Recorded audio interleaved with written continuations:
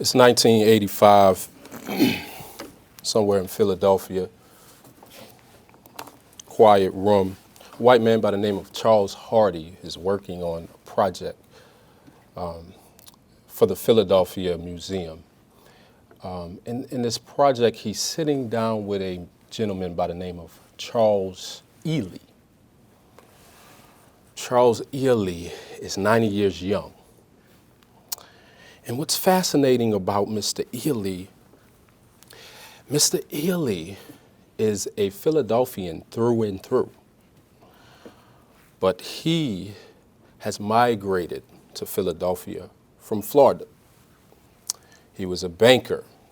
He was recruited to come to Philadelphia to start a new bank. The name of the bank was Citizens and Southern Bank and Trust Company. And Charles Hardy, the interviewer, it was getting late, he had to pick up his kids, and he was sitting down and he got to his notes and he said, I must ask you, Mr. Ely, I must ask you, as the vice president of this bank, I see that this bank survived the Great Depression and it was very solvent and very successful.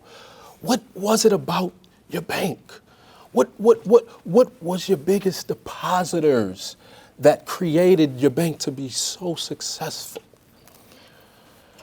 And Mr. Ely sat up straight in his chair and he cleared his voice. And he said, you see, my biggest depositors were people from the South. You see, the people from the South were more racially conscious than the people from the North. You see, they had the evidence to build and create something for themselves. And they knew how to be economically independent. And this response was profound and prolific and made part of the collection and the essence of a project Mr. Hardy was working on, entitled Going North, Tales of the Great Migration. Ladies and gentlemen, good afternoon. Good afternoon. I need not pause to express my gratitude for being here. Certainly, you all could have selected anyone else. I heard from Monique that this is one of the premier events here at this establishment, and certainly y'all could have picked someone more notable, more accomplished, more renowned than myself, and yet you all chose little old me. And I definitely appreciate being here. I've been charged to talk about a movement. And this movement, similar to some of the movements we hear about, particularly at this time of the year, but this movement also has its characteristics of its own. We heard about the movement of the Southern Christian, the Christian Southern Conference, right? We heard about that movement. We heard about the movement of the Student Nonviolent Coordinating Committee, right? This movement was part of the Civil Rights Movement. But what's interesting about the movement that I'm here to talk to you about, this movement did not have a corporate body. It did not have an identity. It did not have a Ella Baker, who was the leader of the SNCC organization. It did not have a Dr. King. It didn't have that type of leadership. It sort of had an own way about doing it by going about business. And if you look at the movement that I'm here to talk about, maybe is it the Underground Railroad? Not so much, not so much. You see, the Underground Railroad was too earlier before time. This movement I'm here to talk about was post civil rights, post the abolishment of slavery, post the Reconstruction era, right into Jim Crow. This movement that I'm here to talk about, it didn't have the leadership like a Harriet Tubman or other abolitionists that had the vision and the strategy to cultivate and propel the efficacy of the mission. It didn't have that. It was more of a family-oriented mission. It was more individual. They were moving somewhat like the Underground Railroad. People were coming from the south to the north, but it had a momentum of its own. If you haven't already realized what I'm here to talk about, it's the Great Migration, and also called the Black Migration. And about this movement, you heard from the video, over 6 million people, African Americans from the South, moved to this North, or the Midwest, or the West. And what was interesting about this is if I had time, I would tell you about Zora Neale Hurston. I would tell you about Miss Hurston growing up in Nottoswell, Alabama, and she ventured off into New York City, and she had a knack for imagery and satire, and she would use her short stories and her novels, which created her to be one of the premier figures at the height of the Harlem Renaissance. If I had time, I would tell you about Huey Newton. Huey Newton was an offspring of the Great Migration, and his family moved to Oakland, California. Huey Newton was the co-founder of the Black Panther Party in 1966, and Mr. Newton, with his black beret and his rifle and his black power rhetoric, became a revolutionary. If I had the time, or maybe I can bring you to my hometown, New Orleans, and talk about my beloved city, and I would share a story about a man by the name of Louis Armstrong. And Mr. Armstrong became one of the premier figures in jazz. And he would move from New Orleans, created a name for himself, and then went to Chicago, did his thing, went to New York City, and played at the Cotton Club. And when he got tired of that, he went to the West Coast, to L.A. If I had time, I would tell you about Mr. Armstrong. They called him Satchmo. He shifted the focus in jazz music from collective improvisation to the solo performance. If I had time, but you know, I didn't come here to discuss about the notable figures that you already heard of.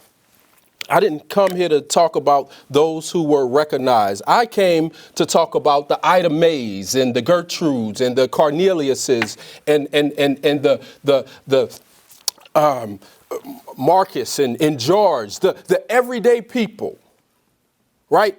who said, listen, I heard of the political movement in New York City. I heard about the intellectual things that were going on in Harlem Renaissance. I heard about the activism on the West Coast. I heard, but you don't understand. I didn't have high aspirations. I didn't have lofty dreams. You don't understand. I just wanted to get those white people from the South from off my back.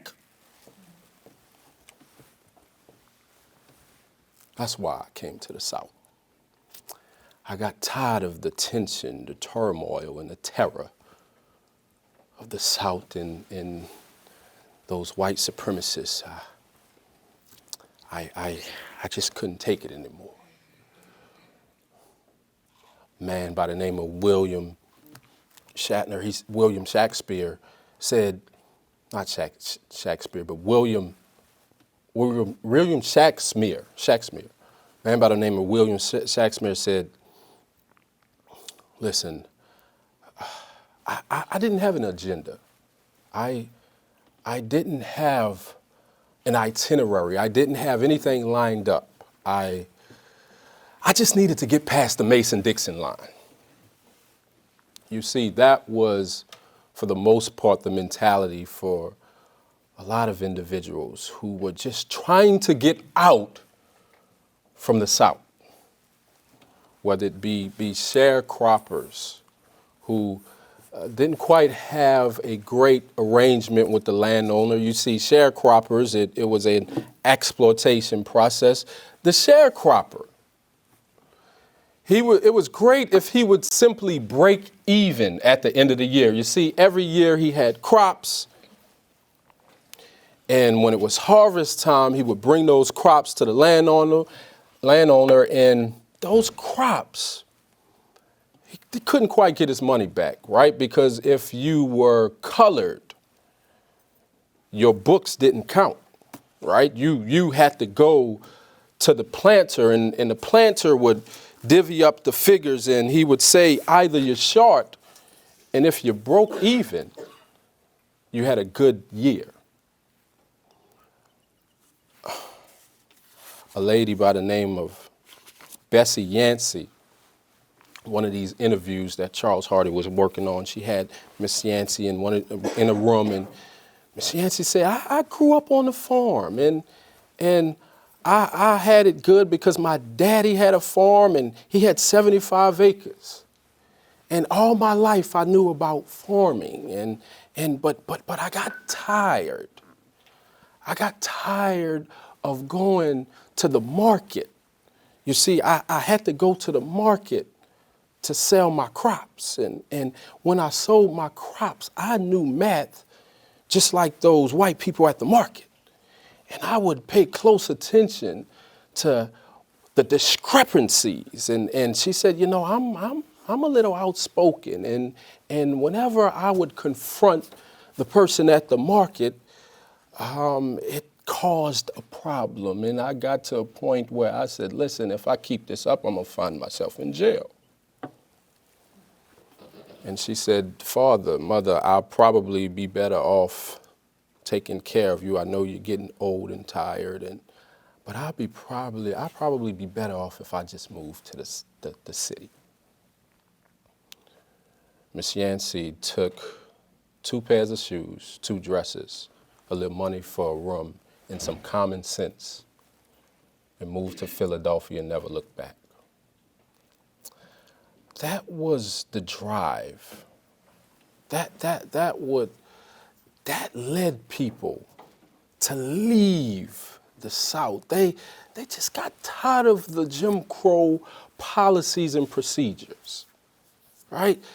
And they got on these trains, and these trains incidentally became freedom trains. One known as the Illinois Central Railroad, one known as the Union Pacific, one also known as the Atlantic Coast. And these trains, people by the numbers, colored folk, would get on these trains and figure out a way to get out of the South. Crosby Brodman. He's interesting because he was 85, and he sat down in Philadelphia in his home, and he talked about the people who were moving to the South. He said it was a mass of colored folk.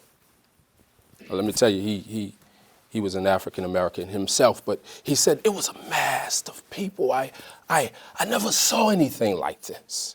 He said people were getting off at the Broad Street station. We in Philly, right? Okay. He said people were getting off at the Broad Street station and by the numbers, and they looked like they were fresh off the farm. They looked rugged and rustic, and they seemed confused. Now, he was talking somewhat pompous and somewhat uppity, as if he never went through that same route to get to Philadelphia. He himself came from Arkansas, but he came a little earlier. And so when he saw all these people, he said, man, I never saw anything like that. He said they didn't even have luggage. They just had a sheet to wrap their personal belongings in.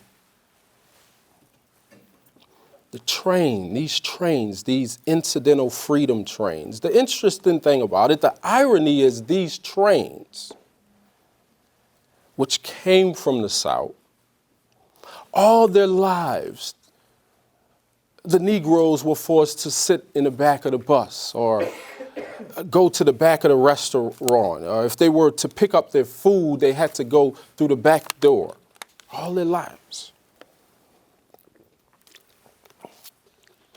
But when they got on the train, they were able to sit in the front. They were able to sit in the front of the train. Look at the irony here.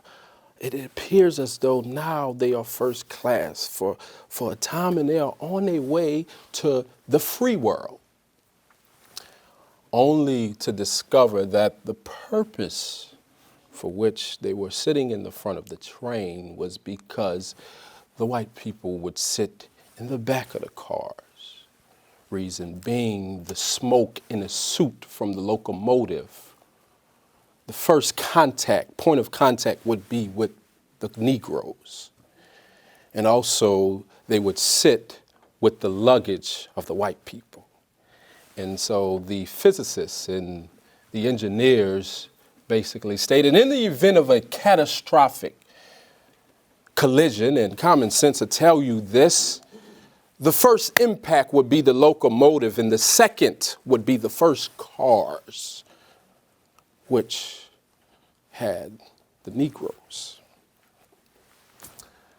And we realized that the Negro life, its value was the same as the white folks' luggage. This was the mission. This was the desire. No real lofty goals, no real dreams, but to get to the new world. And let me set the record straight, because there are not all success stories, right? Just like in life, the grass is not always greener. Depending on who you talk to, they say, listen, I had life better off in the South. At least we took care of our own. You see that there were times, there's a book by the Pulitzer Prize winner Isabel Wilkerson. She wrote a book, The Warmth of Other Suns. It's a good read, and it talks about the Great Migration. And in that book, she stated that some people went to the north high and mighty and came back to the South low and broke. And if I didn't know any better, I would have thought she was talking about myself when I moved from the South to New York. But it was real. It was a real experience for individuals. Everybody didn't have a success story. A gentleman recalls Mr. Ely, and there was another African-American by the name of Donna Devora. She was working on the project in Philadelphia with the Philadelphia Museum. And she sat down, a gentleman down, and she said, what was your first impressions when you made it to Philadelphia? What was the first things you noticed? He said, I noticed that the people couldn't really dress well. He said, particularly the men, they didn't dress too well from my standpoint. And I was baffled when I listened because I said, wait a second, a gentleman just stated that some people came fresh off the farm, but I now realize to each his own, and depending on the region you come from, because this gentleman was raised in Jacksonville. Jacksonville was known as the second New York. And so in Jacksonville, you were, as the book would say, clean as chitlins. And this man and the people in his environment, they dress. And what I'm saying, this man may have came from cotton to cosmopolitan, but the brother knew how to dress. Everyone had a different story. The Great Migration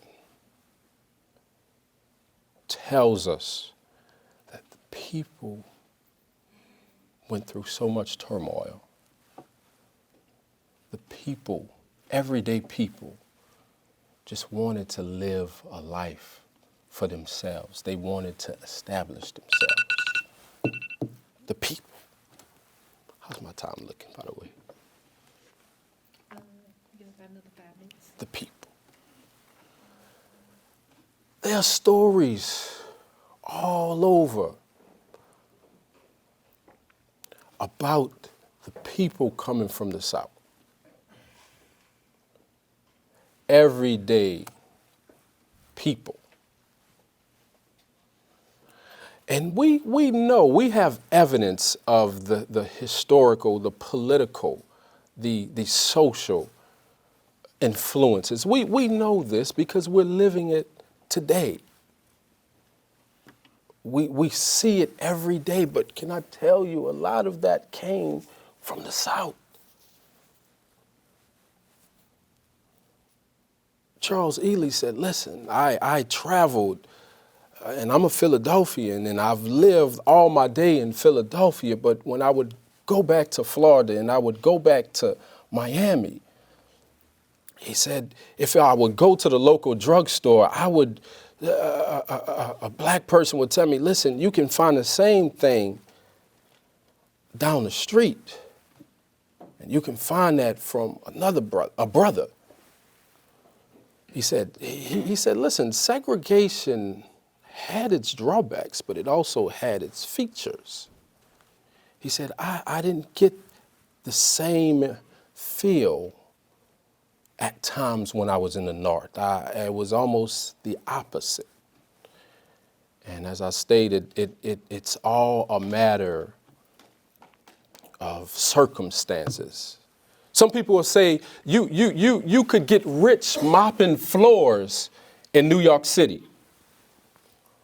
That was the motivation to leave, because the economic conditions and the lack of income was so harsh in the South that people just wanted to make a decent living. They weren't really paying that much mopping floors, but the fact of the matter is they didn't pay anything, hardly anything, in the South. A gentleman by the name of Robert Foster, he was a doctor, and he grew up in Monroe, Louisiana, and he always had the vision of being a doctor, and he would orchestrate his nurses, and he would have his name on the wall, and all these great things of becoming a doctor. But the fact of the matter is he still was in the South, and he could not perform surgeries at the hospital because he was colored, and they told him, you know what, you a doctor, but you just really another fill in the blank. And so his aspirations was to go to L.A. and on his party to leave to go to L.A., he would tell everyone, why are we here eating the crumbs? Come go with me to heaven.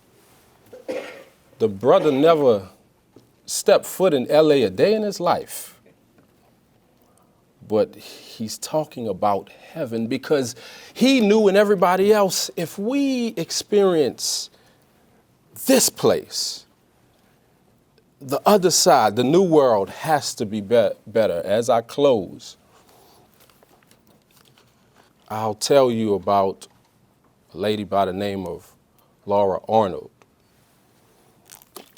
2 weeks before, she basically was debating the merits of the Great Migration, and she stated, living in the South is like sleeping over a volcano. It may erupt at any moment.